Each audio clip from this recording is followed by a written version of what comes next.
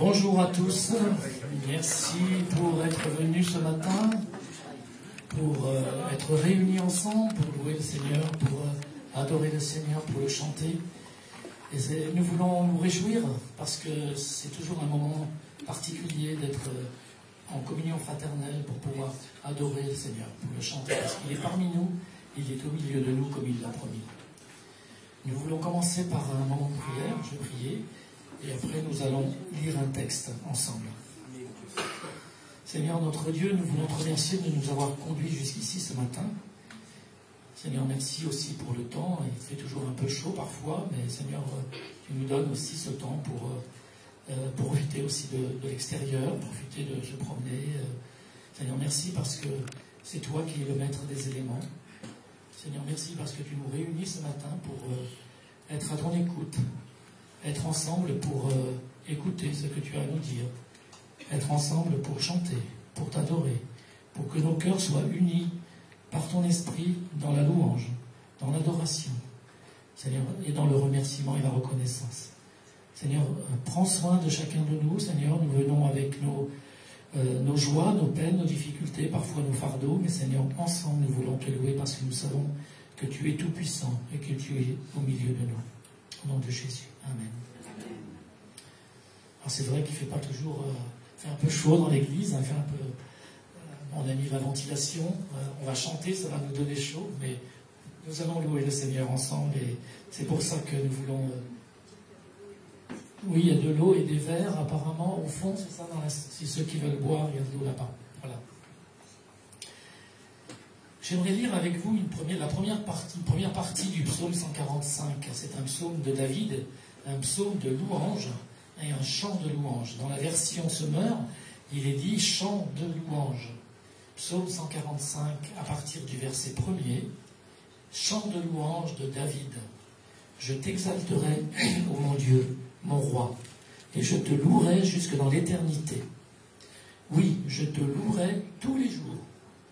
Et je te célébrerai jusque dans l'éternité. L'Éternel est grand et très digne de louange. Sa grandeur est insondable. Sa grandeur est insondable. Ça me fait penser à l'univers. Quand on regarde le ciel étoilé, on voit cet infini univers dont on ne peut pas voir, bien sûr, l'extrémité. Imaginons le Seigneur Dieu comme cet univers si grand, si étendu. Sa grandeur est insondable. Que chaque génération dise à celle qui la suit combien tes œuvres sont belles, qu'elle publie tes exploits, l'éclat et la gloire de ta majesté. Pour moi, je méditerai le récit de tes merveilles, qu'elle parle de ta force redoutable, et moi, je proclamerai tes exploits. Qu'elle évoque tes bienfaits immenses, qu'elle chante ton salut. L'Éternel est plein de grâce et de compassion, lent à la colère et riche en amour. L'Éternel est bon envers tous les hommes et plein de tendresse pour toutes les créatures. Que toutes tes œuvres te louent, Éternel, et que tes fidèles te célèbrent. Ils diront la gloire de ta royauté et proclameront ta force. Ils feront connaître aux hommes tes exploits, la gloire et l'éclat de ta royauté. Nous lirons la suite un petit peu plus tard. On voit que dans ce psaume, il est question de la grandeur de Dieu. Sa grandeur, son immensité, sa profondeur, sa hauteur, qui sont insondables, comme on vient de lire dans le psaume. Donc la grandeur de Dieu et sa bonté envers toutes ses créatures, que ce soit les êtres humains ou les animaux, qu'il a créés aussi. Dans le Nouveau Testament, on lit que les oiseaux, ils ont la nourriture tous les jours parce que le Seigneur leur donne de quoi manger. Il prend soin de toutes ces créatures. Et ce psaume est un chant de louange, comme on l'a vu au début. C'est un chant de louange à Dieu, qui est écrit comme étant, et qui est décrit, donc Dieu qui est décrit comme étant miséricordieux, c'est-à-dire qui pardonne nos fautes si on se repent sincèrement. C'est un Dieu qui nous aime profondément, sans vraiment un amour immense qu'on ne peut pas comprendre tellement c'est immense. Et nous savons que Dieu nous aime. Il est miséricordieux, lent à la colère, on a lu, et riche en bonté. Nous-mêmes, quand on se met en colère, parfois, on a besoin de se retenir parce que bon, la colère n'est pas forcément un péché, c'est après les conséquences de la colère qui peuvent être un péché. Mais soyons nous-mêmes, prenons exemple sur ce psaume, soyons lents à la colère et riches aussi en bonté envers ceux qui nous entourent. Le psalmiste, il exprime sa reconnaissance envers Dieu pour tout ce qu'il a fait, en particulier pour les merveilles qu'il a accomplies dans la nature et pour les bénédictions qu'il a accomplies à son peuple. Il souligne également la fidélité de Dieu et sa capacité à répondre aux besoins de ceux qui l'invoquent, de ceux qui le louent, de ceux qui l'adorent. On va chanter trois chants qui sont en rapport avec cette première partie qu'on vient de lire. Je t'exalterai, Seigneur, c'est ce qu'on a vu au début du psaume de David. Je t'exalterai, ô mon Dieu. Majesté, donc nous allons chanter la majesté de Dieu. Dans le verset 5, il est dit l'éclat et la gloire de ta majesté. Quels publient tes exploits, l'éclat de ta gloire et ta majesté. Et venez louer le Seigneur. Donc tous ensemble, on va se lever pour chanter et adorer le Seigneur.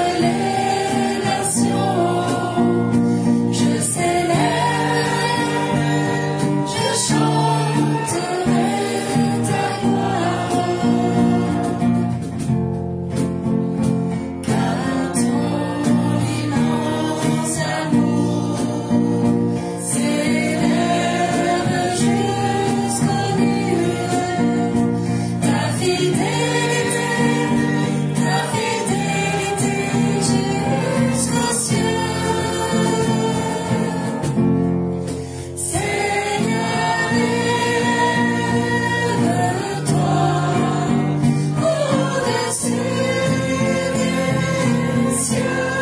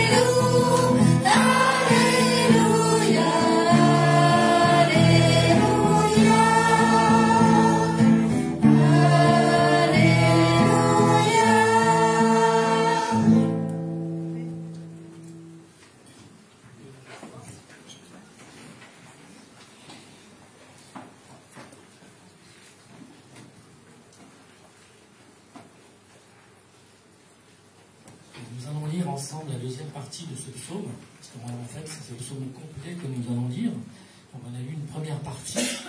Vous avez vu qu'on a chanté des chants vraiment qui sont pratiquement les mêmes paroles que le psaume, le début du psaume que nous avons lu. Alors, on va lire à partir du verset 13 maintenant. Ton règne, donc David s'adresse au Seigneur, au Tout-Puissant. Ton règne est un règne qui s'étend sur tous les temps, et ta seigneurie dure d'âge en âge. L'Éternel tient ses promesses. Il est plein d'amour dans tout ce qu'il fait. Je ne sais pas si on tient tous nos promesses, mais moi ça m'est arrivé de ne pas forcément tenir mes promesses, parce que des fois on fait des promesses un peu en tête en l'air, et puis on ne tient pas. L'Éternel tient toutes ses promesses envers nous. Tout ce que nous lisons dans la parole de Dieu, quand il dit quelque chose, la chose arrive, le Seigneur le fait. Il est plein d'amour dans tout ce qu'il a fait, dans tout ce qu'il fait. L'Éternel est le soutien de tous ceux qui tombent. Il relève tous ceux qui fléchissent. Ça fait vraiment plaisir. C'est vraiment quelque chose de très, très, très important. Il prend soin de nous si nous tombons et il nous relève quand nous fléchissons. Les regards de tous sont tournés vers toi. Tous attendent que tu donnes à chacun sa nourriture au moment voulu. Vous savez, dans le Notre Père, quand Jésus il a appris aux disciples cette prière du Notre Père, donne-nous notre pain quotidien. Et ici, l'Éternel dit David dit dans ce psaume, l'Éternel, tu donnes à chacun sa nourriture au moment voulu. Tu ouvres la main et tu combles les désirs de tous ceux qui vivent. L'Éternel est juste dans tous ses desseins. Il est plein d'amour dans tout ce qu'il fait. L'Éternel est rempli d'amour envers nous. L'Éternel est proche de ceux qui l'appellent, de tous ceux qui sont sincères lorsqu'ils font appel à lui. J'ai beaucoup aimé ce mot sincère, parce que on peut faire appel à Dieu dans des circonstances où on a vraiment besoin de lui, comme une roue de secours. Et là, Dieu ne répond pas forcément. Mais la sincérité de nos cœurs, c'est quelque chose de très important. Quand on veut vraiment s'adresser à Dieu d'un cœur vraiment sincère, repentant, et avec vraiment un désir vraiment important d'avoir une réponse de la part de l'Éternel, eh bien, Dieu répond. Il accomplit les désirs de tous ceux qui le révèrent, de tous ceux qui l'adorent, qui le servent. Il entend leurs cris et il les délivre. L'Éternel garde tous ceux qu'il aime, qu'il aime. Mais il détruira tous les méchants. Nous avons un ennemi commun, vous savez. Notre ennemi commun, c'est le diable, avec ses démons, ses anges déchus, et qui veut vraiment nous écarter de notre voie vers le Seigneur. Et nous avons vraiment tous besoin d'être forts en l'Éternel, et il détruira aussi. Il a déjà condamné le diable, Satan, à la croix du Calvaire, mais un jour, il sera précipité dans l'enfer et pour l'éternité. Je proclamerai ta louange ô Éternel. Toute créature te louera. Moi, j'ai un problème avec ma voix. Toute créature te louera, toi, le Dieu saint, jusque dans l'éternité.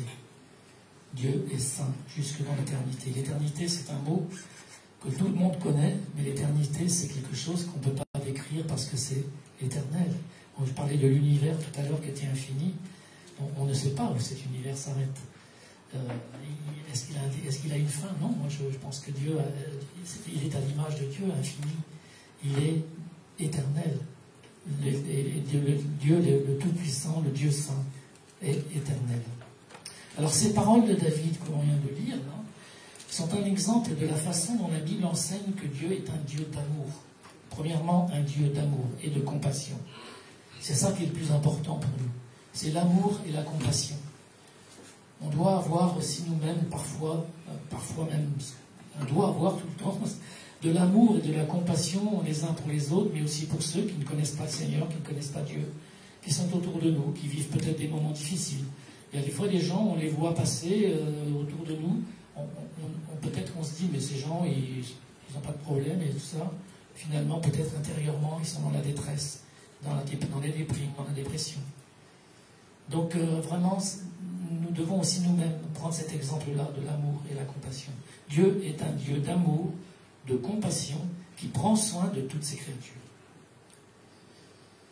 Et dans ce texte, dans ce psaume, nous voyons que comment Dieu est un Dieu qui est prêt à aider et à soutenir son peuple en toutes circonstances, à nous soutenir, à nous aider, à être à nos côtés, à marcher avec nous, près de nous. Et quand ça ne va pas, c'est lui qui nous porte.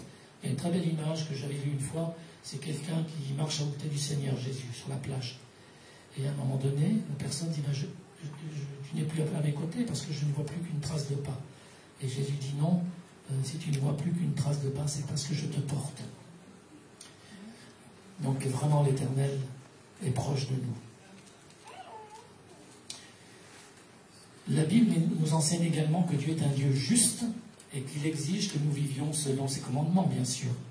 Il est juste. Parfois on dit, mais Dieu est injuste. Quand on voit des choses qui se passent au milieu de nous, en ce moment nous vivons des moments difficiles dans le monde, les guerres, les tremblements de terre, les catastrophes, mais Dieu a prévenu tout ça. Et c'est les conséquences aussi de la faute de l'homme. La terre souffre, l'homme souffre, nous souffrons tous des conséquences du péché originel. Mais ça n'empêche pas que Dieu nous aime profondément, très fort. Nous sommes appelés à obéir à Dieu, bien sûr, et à suivre ses voies, ses commandements, afin de recevoir sa bénédiction, ou ses bénédictions, et sa protection. En somme, ce psaume nous enseigne que Dieu est grand, miséricordieux et fidèle.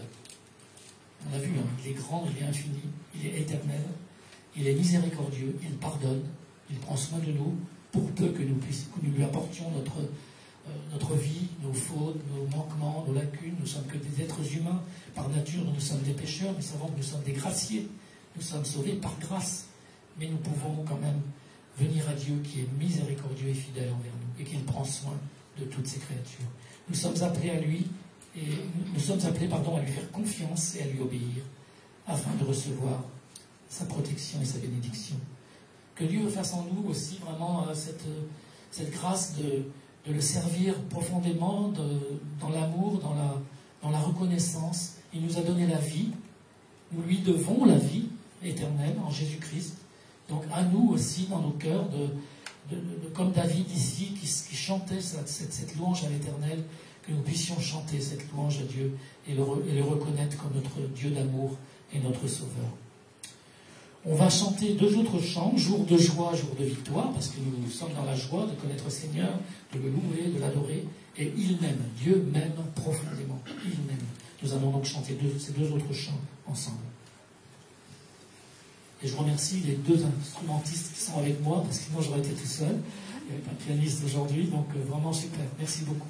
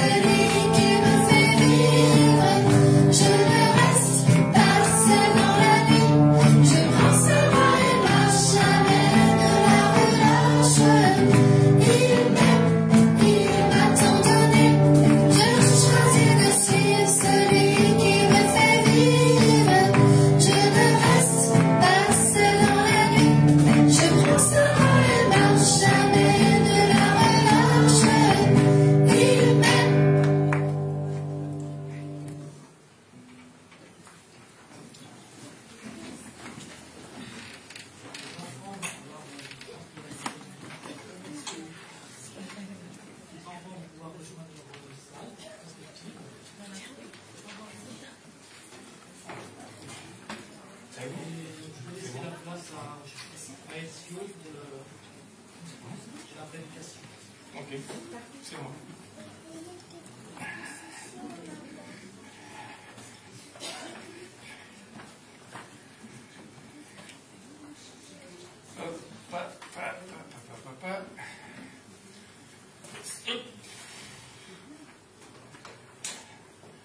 Bonjour. Comment vous allez?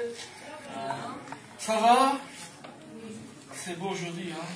J'ai demandé au maire de faire une piscine pour nous ici. Pour le moment, pas de réponse, mais voilà, on lui fait confiance. On va voir qu'est-ce que ça va donner. Pour le moment, Jenny va distribuer de l'eau. Comme ça, voilà, vous imaginez déjà, vous à côté de la piscine en train de boire de l'eau.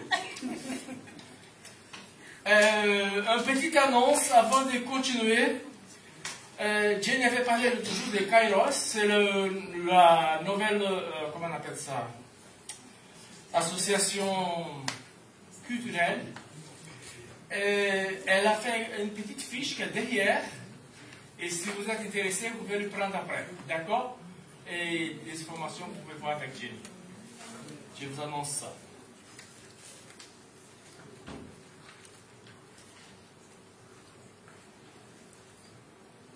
Si vous êtes visiteur dans ce culte de ce matin, sachez que c'est toujours un vrai plaisir pour nous de vous voir ici, de vous recevoir. Vous êtes bienvenus et on aimerait bien prendre contact avec vous si vous bien désirez. Voilà, pour ceux qui sont visiteurs. Je vois Christian qui est là depuis, je ne sais pas combien de mois. Christian? Oh non. Non, c'est bien, tu vois encore là ce matin, c'est bien. Donc il est parti un peu au nord et il est revenu, donc c'est bien.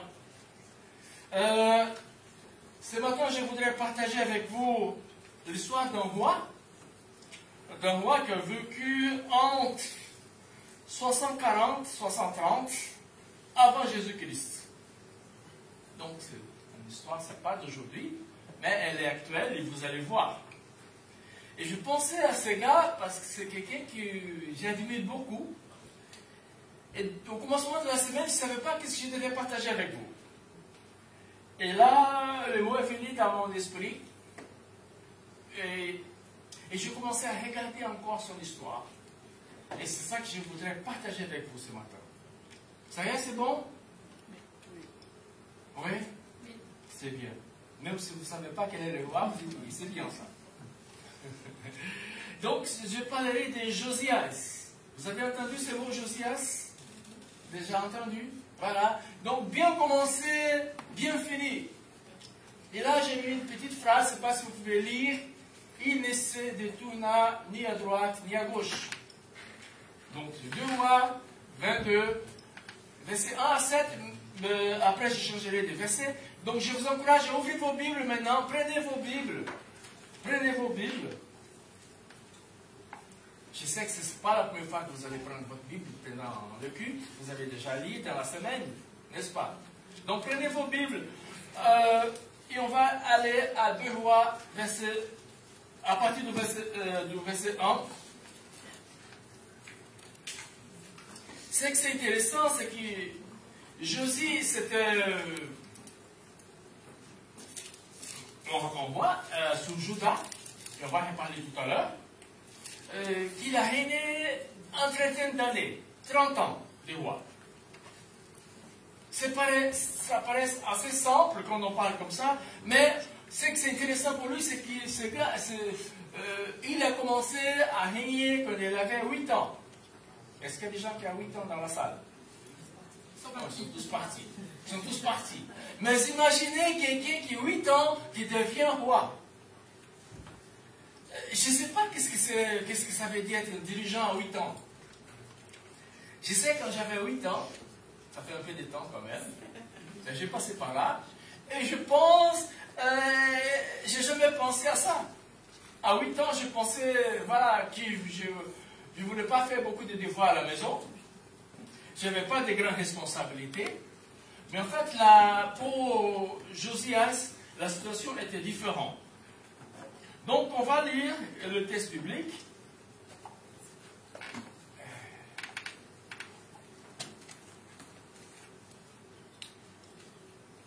Est-ce que je peux y aller? Voilà. Donc, je vous laisse lire comme on a l'habitude de faire déjà. Donc, je pense qu'il y aura 2 diapos. C'est à vous. Josias devient roi à l'âge de 6 ans. Non, 8 ans. Je ne vois pas bien clair. Hein. Oui, d'accord. Il ne faut pas diminuer quand même. 5-8 ans, c'est déjà... voilà. Et il est roi à Jérusalem pendant 31 ans. Sa mère s'appelle Yédida. C'est une fille d'Adaïa, de la ville de Boscat. Josias fait ce qui est bien aux yeux du Seigneur. Il suit le chemin de son ancêtre David. Il ne s'en éloigne jamais. La 18e année où Josias est roi, il envoie un jour le secrétaire Shaphan, fils d'Asalia et petit-fils de Meshulam, au temple du Seigneur. Et là, on passe au verset 11 du même chapitre. Quand le roi entend les paroles du livre de la loi, il déchire ses vêtements, car il est bouleversé. Allez consulter le Seigneur pour moi et pour tout le peuple de Juda. Interrogez-lui sur les paroles du livre qu'on vient de trouver. En effet, nos ancêtres n'ont pas obéi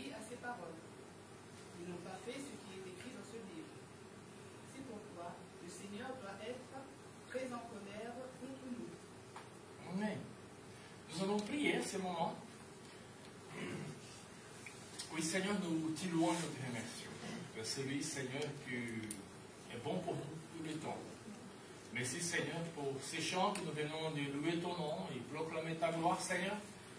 Maintenant, nous prions que tu puisses vraiment nous garder pour ce moment, que ta parole soit vraiment ancrée dans nos cœurs et qu'on puisse le mettre en pratique dans nos vies, Seigneur. Béni soit ton nom, au nom de Jésus. Amen. Amen. Amen. En explorant la vie de Josias, il y a deux questions pertinentes que je voudrais attirer notre attention ce matin. Qui est Josias? Et quelles leçons pouvons-nous tirer de son cheminement? Donc, c'est ces deux questions qu'on va essayer de trouver ensemble la réponse. Et en même temps, vous savez, c'est toujours intéressant de regarder ces histoires et essayer d'appliquer ça dans notre vie personnelle. Je dirais tout à l'heure, ce n'est pas tout simplement intéressant de connaître les histoires, mais si on n'applique pas la vérité qui est derrière dans chaque histoire, on s'y perd un peu. Donc, c'est pour ça que je disais, c'est important que nous comprenions l'apprentissage sur le personnage biblique, parce que c'est une expérience enrichissante pour nous, et qui va au-delà de nos connaissances historiques, c'est ça que je viens de dire aussi, et qui va impliquer notre sensibilité et d'essayer des leçons qu'on peut appliquer à nos propres vies. Donc, c'est une raison pour laquelle Dieu nous permet d'examiner la vie de ces personnages.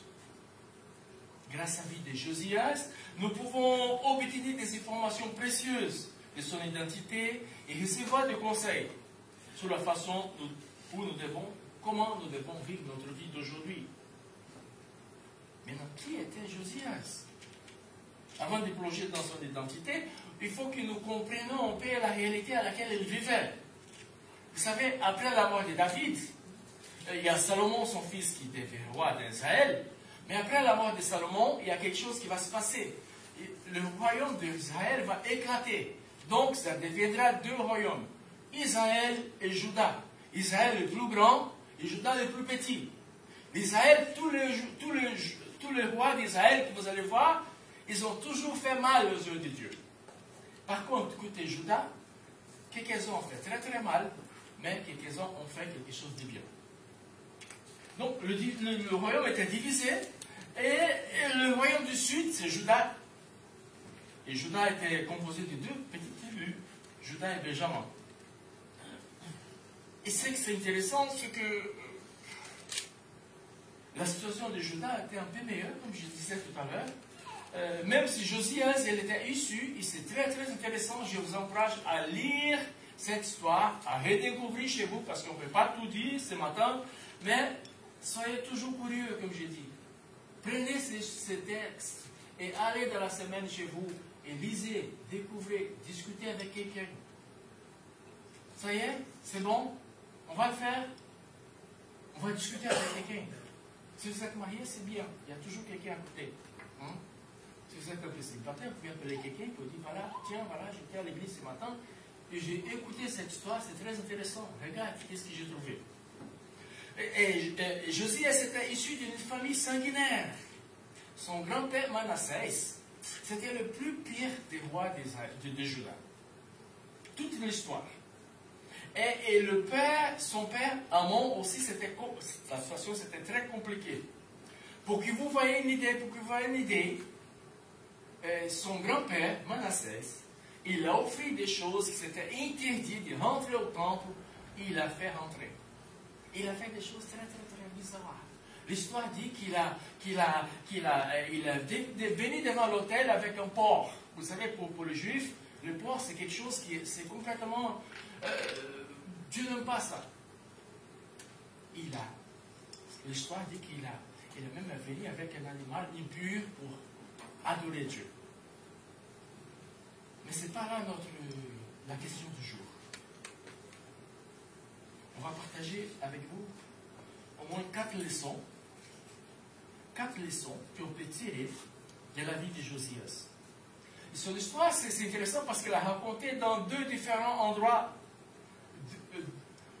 le texte qu'on vient de lire, 2 Rois 22 et 2 Chroniques 34-35.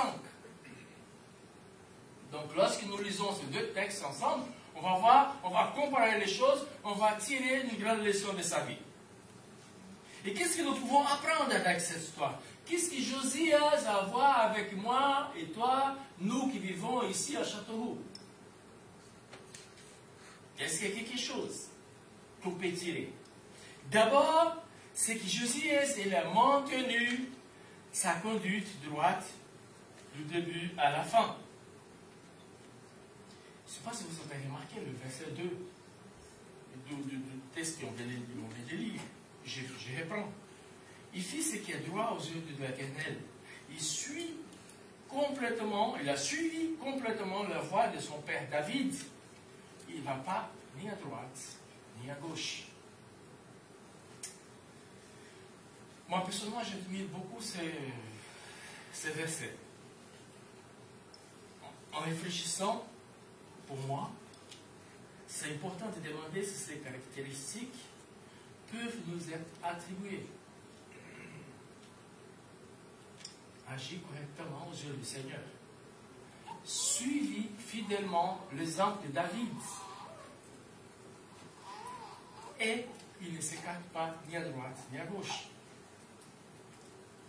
Si on s'arrête là et on rentre à la maison, je pense que ce sont des choses qui sont déjà suffisamment bien pour nous, pour une réflexion plus approfondie. Le développement de Josias à suivre Dieu de tout son cœur est impressionnant. Ces désirs, je pense qu'il avait depuis qu'il était petit. Et malgré l'environnement à laquelle il vivait, mais il avait ces désirs de servir Dieu. Et pendant tout ce temps, la Bible dit qu'il n'a jamais faibli. Non seulement il a bien commencé, comme il a bien fini. Et je pense à ma vie. Cette semaine, j'ai dit à Célie, tu sais Célie, la vie est un peu comme ça, et maintenant elle descend. Et je pense que moi, je suis commencé à faire la descente. Parce qu'avec mon âge, que je ne vais pas dire, parce que sinon vous allez je pense que ça ne va pas trop durer. Vous savez, la plupart des choses, j'ai déjà fait, mais maintenant, je commence à descendre. Et j'ai dit, voilà, pour moi, quand je me regarde, je dis, tiens, voilà, j'ai bien fait des choses. Mais je dois faire attention parce que ce n'est pas le commencement qui compte. Le commencement, c'est bien, mais c'est comment on va finir. Et c'est ça la question pour nous ce matin. Est-ce que vous êtes sur la bonne voie pour bien finir? C'est à vous de répondre. Est-ce que vous êtes sur la bonne voie? Est-ce que vous êtes bien engagé? Est-ce que vous êtes bien dans ce que vous faites et que ça va dans le bon sens? Vous savez, hier, c'était une journée très spéciale pour moi, très émouvante. Le matin, je suis allé dans une ville à côté pour faire un enterrement, pour faire une cérémonie funèbre d'un jeune garçon de 25 ans. Et toute sa famille était là. Et c'était très très compliqué. Parce que des fois on pense, voilà, la mort, quand quelqu'un qui est déjà un peu plus âgé, c'est vrai, ça fait mal. Mais quand tu vois un jeune, en pleine, voilà, de projets, des idées, et tu vois toutes ces choses-là, ils sont morts, ces moments. C'est fini pour lui. Et là, dans ces lieux comme ça, tu penses à ta vie, tu penses à toi-même.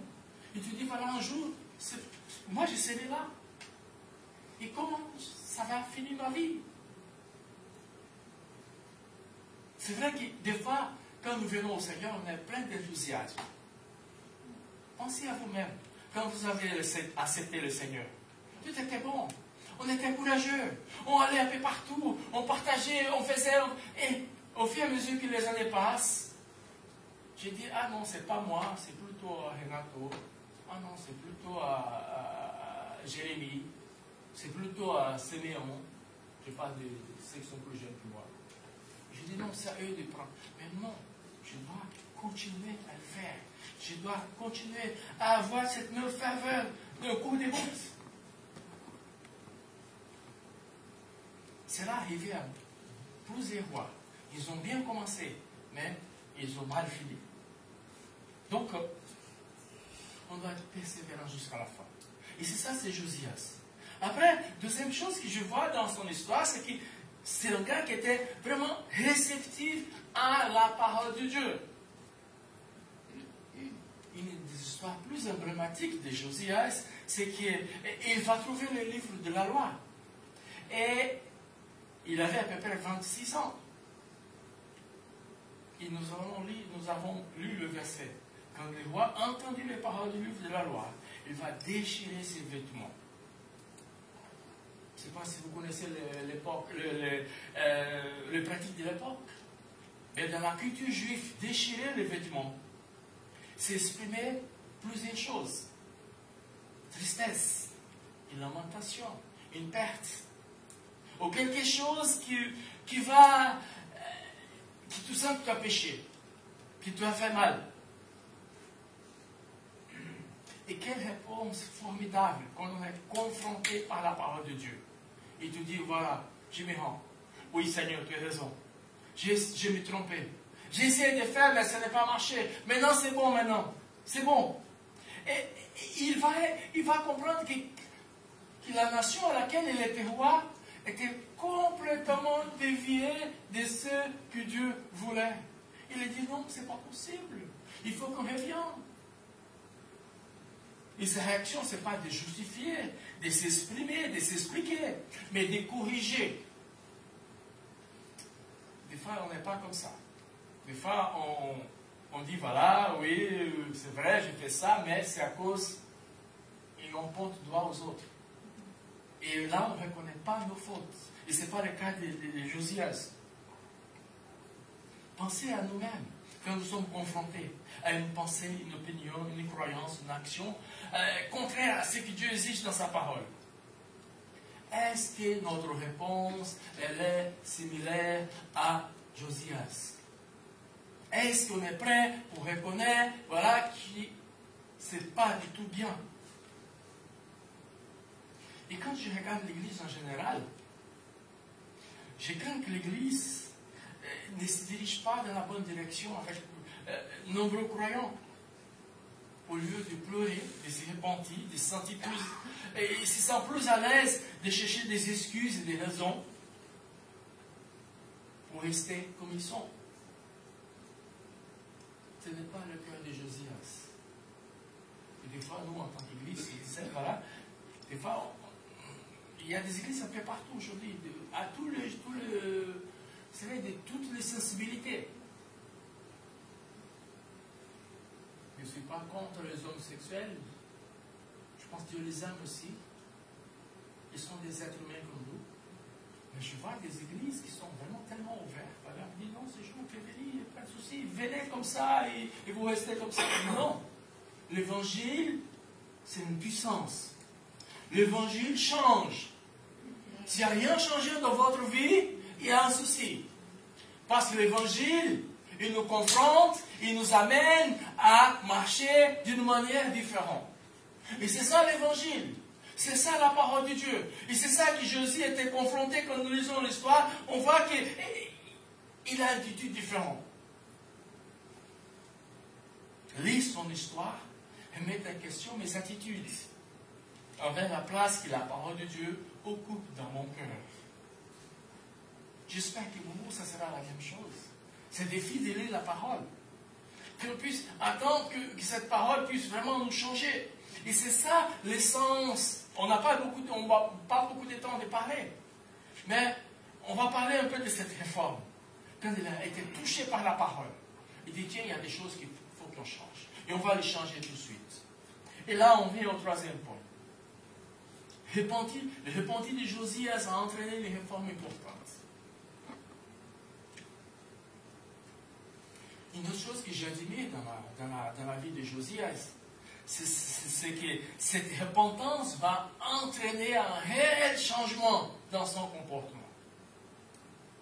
L'important, c'est qu'on voit, Josias était déjà bien aux yeux de Dieu. Mais, lorsqu'il était confronté encore avec la parole, le livre qu'il a trouvé, et tout de suite, il a reconnu cette nécessité de transformation un peu plus grande en allant à la repentance.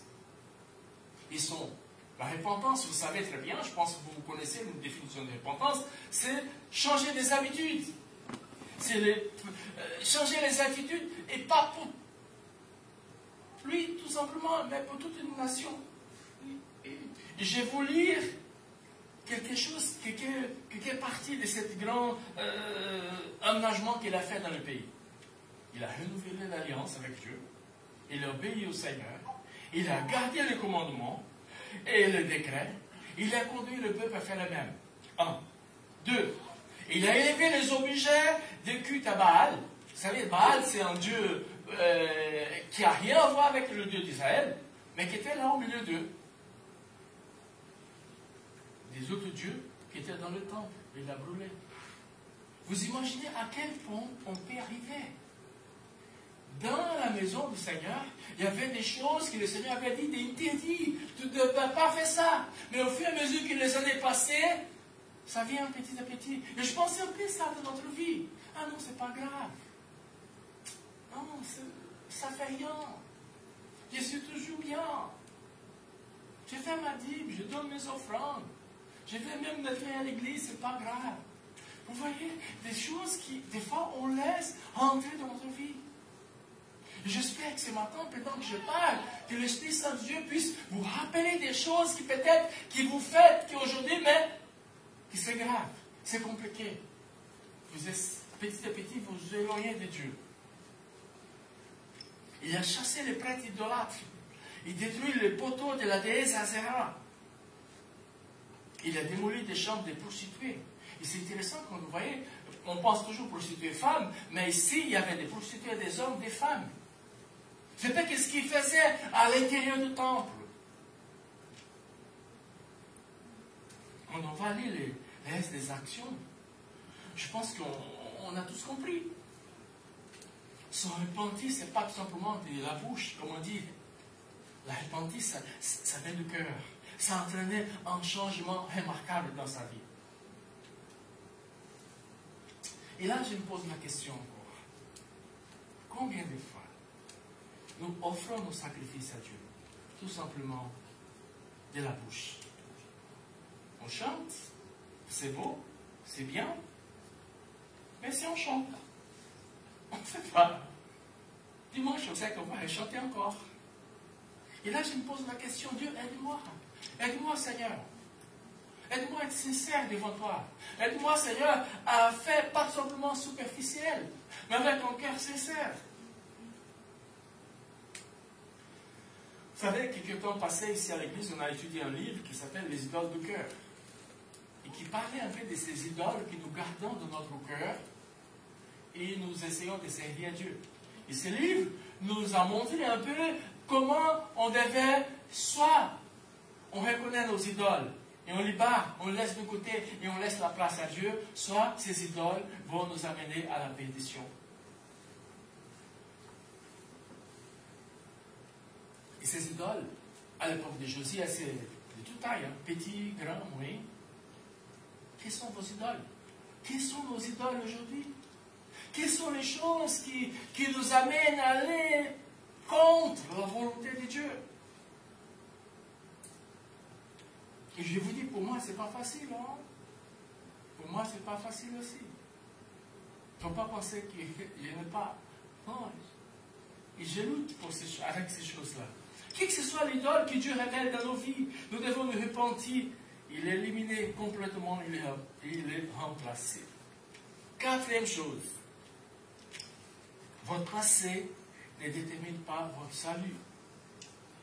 Alors que nous réfléchissons à la vie de Josias, il y a beaucoup plus qui pourra être mentionné. Cependant, je voudrais partager cette pensée. Josias est la preuve qu'il est possible de rester fidèle à Dieu tout au long de la vie, quelles que soient les circonstances qui nous entourent. Nous vivons des jours très très mal. Je ne sais pas si vous êtes d'accord avec moi. Nous vivons des choses bizarres, de plus en plus. Et peut-être vous pouvez me dire, ah mais peut-être il était fidèle parce que son père peut-être l'a aidé quelque chose. Non, quand nous voyons Amon, son père, malheureusement il n'était pas du tout fidèle à Dieu. Et même son grand-père. Son référentiel, c'est un peu plus derrière. C'est David. Même ça, ces influences n'ont pas dissuadé Josias. Et là, je pense à moi, ça me donne des espoirs. Ça me donne l'espoir que mes propres expériences de vie ne définissent pas. Je reprends la phrase. Cela me donne l'espoir que vos propres circonstances et expériences de vie ne définissent pas qui vous êtes, mais votre choix. Est-ce que nous avons le bon choix? C'est pas parce que des fois j'entends des gens dire ah oui je viens parce que je suis chrétien, parce que mon grand-père était chrétien et maintenant voilà et moi. C'est plus que ça. C'est plus que ça. Fils de poisson, c'est petit poisson. Fils de chrétien, c'est pas petit chrétien. Vous comprenez? Il faut que je fasse ma démarche personnelle avec le Seigneur. Indépendant de ce qui s'est passé dans votre vie, vous pouvez être la même personne qui était Josias. Peu importe qui est venu avant ou qui viendra après vous. La décision de suivre Dieu de tout notre cœur et s'engager avec lui, c'est un choix individuel. Je n'attends pas ma femme, je n'attends pas mon mari, je n'attends pas mon père, je n'attends pas. Non, c'est personnel. Ça vient un jour, c'est tête à tête avec Dieu. Il va dire salut Alessandra, ça va, tu vas bien? Oui, je te connais, tu sais. Ça sera comme ça. Et je ne peux pas dire non, mais Daniel n'est pas bien écrit pour moi, c'est pour ça que j'ai fait ça. Non, il n'y a rien. C'est face à face. C'est tête à tête. Là, je ne peux pas m'excuser. La décision de suivre Dieu de tout notre cœur et de s'engager vers lui, c'est un choix individuel. Même si personne d'autre ne veut pas vous accompagner. Et je pense que c'est ça qui se passe autour de nous dans ce monde. Ici, tout va bien. On se comprend tous. Gloire à Dieu, alléluia. On est tous. Mais en sortant de là, vous allez voir la confrontation. Vous allez voir des gens qui n'ont rien à voir avec ce que vous dites, ce que vous pensez. Et des fois, pour faire partie du groupe, je laisse toute cette vérité, toutes ces choses qui sont bonnes, pour m'associer aux autres. Parce que j'ai envie de faire partie du groupe. Non, non. Laissez les autres. Nous allons suivre Jésus. Amen. Amen.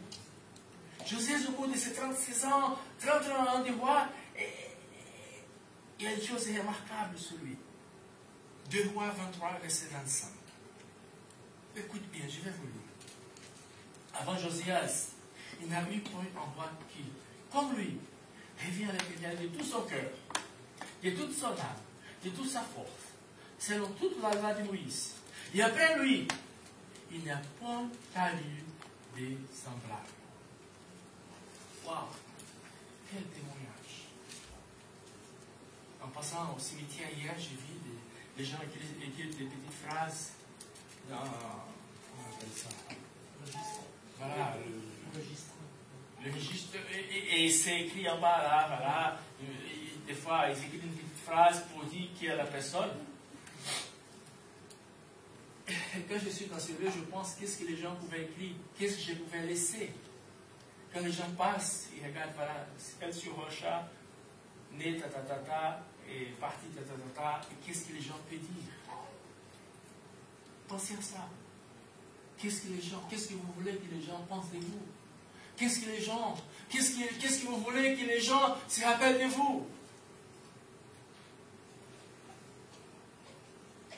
Pour finaliser, je voudrais partager un dernier verset. Et là, je viens au Nouveau Testament. Votre passé, c'est ça que je viens de dire. Votre passé ne détermine pas votre salut. Et là, je viens au dernier verset et nous allons prier. Et je laisserai la place à Daniel.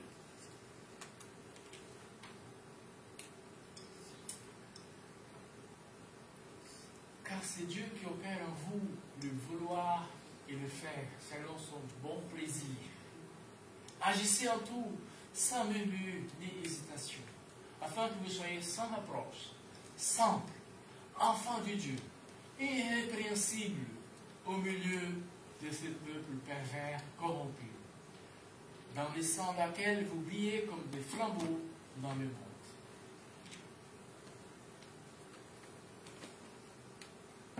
Il y a une autre version ici qui dit, pour être irréprochable, pur, enfant de Dieu, sans défaut, au milieu d'une génération perverse et dévoyée, dans laquelle vous brillez comme des lumières de monde. Que Dieu nous aide, que le Seigneur nous fortifie, que malgré tout ce qui se passe, soyons des flambeaux qui vont briller pour Jésus. Partout où vous êtes, dans votre travail, dans votre famille, avec vos amis, dans cette génération corrompue qu'il y a là, qui essaie de nous étouffer, qui essaie de nous faire du mal, soyons des hommes, des femmes, qui vont briller comme des flambeaux. Amen. Est-ce qu'on peut prier?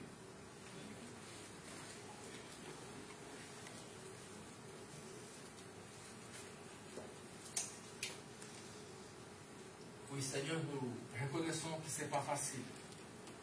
Nous reconnaissons, Seigneur, que c'est un combat de chaque jour. Nous reconnaissons, Seigneur, qu'avec toi, Seigneur, combien de fois, Seigneur, nos cœurs sont perdus, sont tortueux. Combien de fois, Seigneur, nous chantons, mais nous vivons d'autres choses. Ce matin, Seigneur, nous sommes confrontés avec l'histoire de Josia, Seigneur.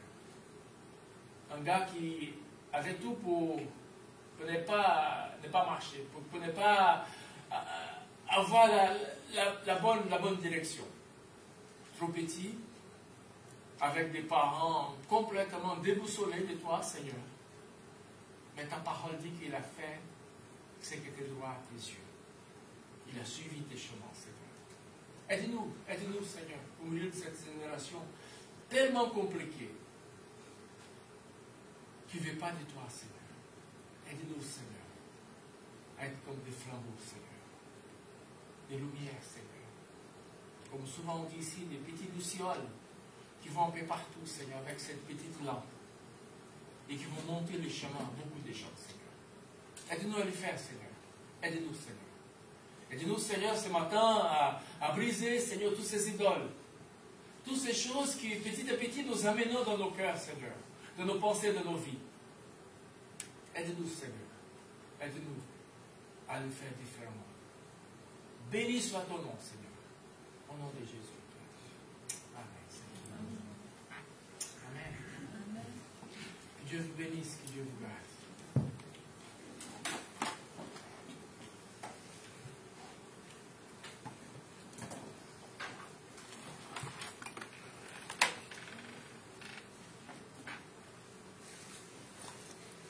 Merci Elcio pour ce partage pertinent pour nous, pour chacun d'entre nous, et qui nous donne aussi cette perspective de voir au-devant de nous, de marcher sur ce chemin que Dieu nous a tracé, et en essayant de ne pas s'en écarter ni à droite ni à gauche, comme on a entendu. Que le Seigneur nous donne sa grâce, et comme dit Elcio, que le Seigneur nous aide, chacun d'entre nous, à vraiment le suivre de tout notre cœur, avec la volonté de lui être agréable. Nous allons passer aux annonces pour la semaine. Donc, bien sûr, le culte dimanche prochain, 10h30. Vous pouvez amener des gens avec vous, des amis, c'est une bonne chose. La réunion de prière, ce sera la dernière réunion de la prière de l'année en tant que groupe et église, qui se fera jeudi prochain ici en présentiel à 20h à l'église. Alors ça ne veut pas dire que vous ne pouvez pas prier ensemble si vous vous retrouvez entre amis, entre chrétiens, entre frères et sœurs. Il y a toujours des possibilités. Mais comme nous arrivons dans les mois d'été, que la plupart souvent ne sont pas là ou en vacances, donc on fait, comme on dit souvent, la petite pause été. Voilà. La permanence pastorale, Elcio va l'assurer jusqu'à la fin de l'année scolaire. Donc la semaine prochaine, il sera encore là entre 14h30 et 17h30 pour ceux qui voudraient le rencontrer, lui parler, avoir un entretien. Donc, par contre, c'est pareil, au niveau des vacances, il y aura la pause de la permanence. En cas d'urgence, il est toujours joignable. Nous-mêmes, Jenny, moi, que les personnes, les responsables sont toujours joignables s'il y avait un souci. Mais donc, la permanence la semaine prochaine sera assurée. Alors, Jean-Nicolas m'a demandé de mettre cette petite annonce concernant le GBU. Il y aura un groupe, donc le GBU de Châteauroux organise, donc ça c'est pour les étudiants, pour ceux qui le souhaitent, même les adultes, pourquoi pas, organise pour sa soirée de clôture de l'année scolaire une soirée jeu ouverte aux futurs étudiants afin de découvrir le GBU dans une ambiance conviviale. Donc ça se passera le mardi 27 juin, donc c'est ce mardi, à 19h30, rue Molière à Châteauroux, près de la rue Grande. Donc s'adresser à Jean-Nicolas après le culte, s'il est là, je ne sais pas s'il est là, Jean-Nicolas, non, il n'a pas l'air d'être là. Donc si toutefois vous aviez besoin de renseignements supplémentaires, il faut le joindre par message ou par téléphone. Voilà. Le nettoyage de l'église, on approche un peu parce que donc, quoi que vous fassiez en parole ou en œuvre, faites tout au nom du Seigneur Jésus, en rendant par lui des actions de grâce à Dieu le Père. Donc on a des semaines de ménage à faire, et il y a des parties un petit peu vides, donc les personnes qui seront absentes, qui ne seront pas là, donc il faudrait que quelques personnes puissent s'assurer du ménage. Donc voilà, il y a les dates du 26 juin au 2 juillet, du 3 au 9 juillet, du 24 au 30 juillet, du 7 au 13 août et du 21 au 27 août. Donc adressez-vous à Jenny, moi-même et si vous souhaitez, si vous souhaitez faire un peu de ménage à l'église. Voilà. Donc nos 4 mots, notre leitmotiv à l'église, les 4 mots qui ont été choisis pour nous booster, donc l'unité, la joie, le service et l'onction de l'esprit. C'est bon de le rappeler. Voilà, fin des annonces. Il y a la boîte d'offrande à l'entrée de l'église pour ceux qui souhaitent participer à l'offrande et au bien-être de ce local et à toutes les activités de l'église. Donc sentez-vous libre, ce n'est pas une obligation. Et nous allons manger ensemble après. Il y a un repas en commun aujourd'hui, donc le dernier repas en commun de l'année. Donc ce serait intéressant que vous puissiez rester. Même ceux qui n'ont pas amené à manger, il y a toujours de quoi partager entre nous. Donc, repas en commun après. Et puis voilà. Donc, je vais terminer par la prière.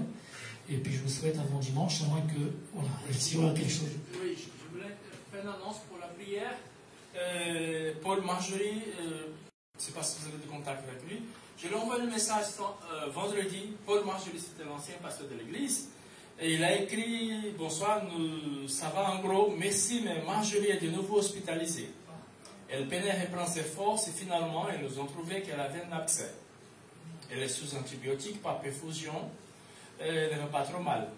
Prions pour qu'elle sorte et que ça ira mieux. Donc après, j'ai demandé à Marjorie: est-ce que je peux annoncer ça à l'église et on peut prier pour eux? Ils ont dit oui, volontiers. Donc pendant cette prière, on aimerait bien penser à nos anciens pasteurs. Et spécifiquement à Marjorie qui a été hospitalisée vendredi. Je vous encourage aussi, si vous avez des contacts, c'est le bon moment d'écrire. À ce moment-là, c'est vraiment bien d'écrire, de dire voilà, je prie pour vous, on est avec vous. Ça va les encourager. D'accord? Voilà. Merci. Si 2 ou 3 veulent bien prier pour les Marjorie et aussi pour cette journée. Je vais commencer. Seigneur, nous voulons te remercier pour ces bons moments passés ensemble, pour ta parole qui nous parle, qui nous fortifie, qui nous encourage. Seigneur, aide-nous à marcher selon ton chemin, sur le chemin de la vie. Seigneur, merci pour cet exemple du roi Josias qui nous encourage aussi à vivre vraiment une vie consacrée à toi, Seigneur. C'est vrai que nous avons tous des difficultés dans la vie, des choses qui peuvent nous attirer, mais Seigneur, toi, c'est toi qui veux nous attirer au plus profond de toi, Seigneur, et au plus proche de toi, Seigneur. Seigneur, nous voulons te remettre Marjorie, qui est à nouveau hospitalisée pour un problème d'abcès. Seigneur, nous voulons te prier que tu la gardes, que tu l'entoures, que tu poses ta main sur elle, sur son corps, Seigneur, que tu bénisses Paul aussi, et qu'il puisse être auprès d'elle pour l'encourager et être proche d'elle pour lui faire du bien, Seigneur. Merci, Père, parce que tu prends soin de nous, même jusque dans notre santé, dans nos difficultés physiques, Seigneur. Merci de ce que tu veux glorifier ton nom au travers de nous et bénis encore Paul et Marjorie, Seigneur. Au nom de Jésus. Amen.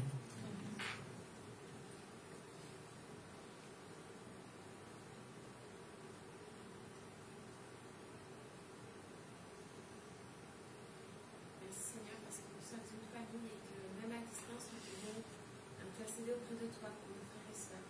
Je veux te prier pour Marjorie qui est hospitalisée. Apporte-lui ta guérison et ta paix, qu'elle puisse vraiment se rétablir et reprendre des forces puisqu'elle est fatiguée. Libère-la des souffrances et libère-la aussi de la peur d'être à l'hôpital. Garde Paul, encourage-les et permets que Marjorie puisse sortir rapidement et reprendre vraiment une vie plus agréable et plus posée. Merci pour ta grâce et merci parce que tu es sur chacun d'entre nous. Oui, soit ton Saint-Nom, Jésus. Amen.